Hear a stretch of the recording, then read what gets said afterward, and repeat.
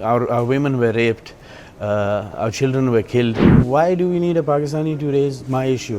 We don't need them. Guns didn't fall from the sky. These guns will, it's now an open secret, and I'm not saying it.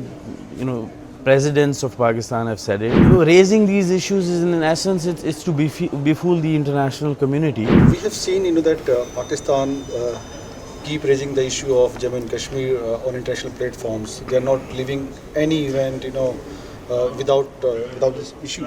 So, do you believe that Pakistan is really sympathetic to the Kashmir cause?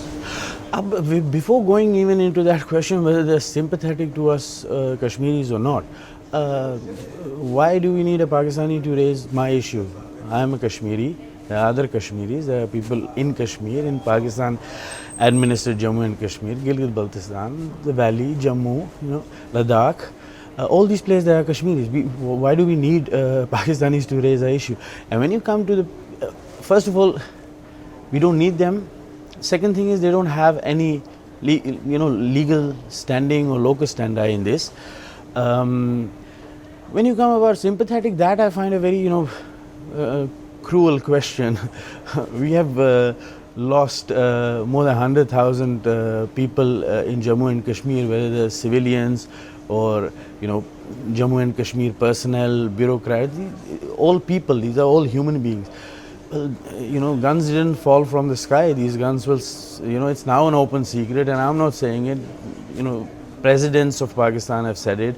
Retired generals have said it. There are books written about it by spy chiefs, their own spy chiefs, how they have, how they induced violence, religious radicalism into Jammu and Kashmir, of which we are still, paying the bill even today.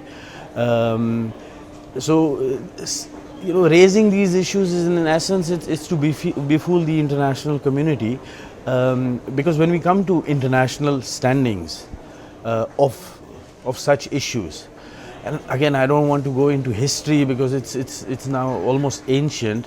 But when you go to the UN resolutions on Jammu and Kashmir, as you know, it's Pakistan which has been stopping its implementation. One can argue then legally, you had similar agreements, so how much of value do these resolutions today hold? But for an academic debate, if we discuss that, it's the Pakistanis who have been blocking this thing. Sympathy when they our women were raped, our children were killed. Religious fanaticism was high feeling in Kashmir. That's not sympathy. If with such friends, who needs enemies?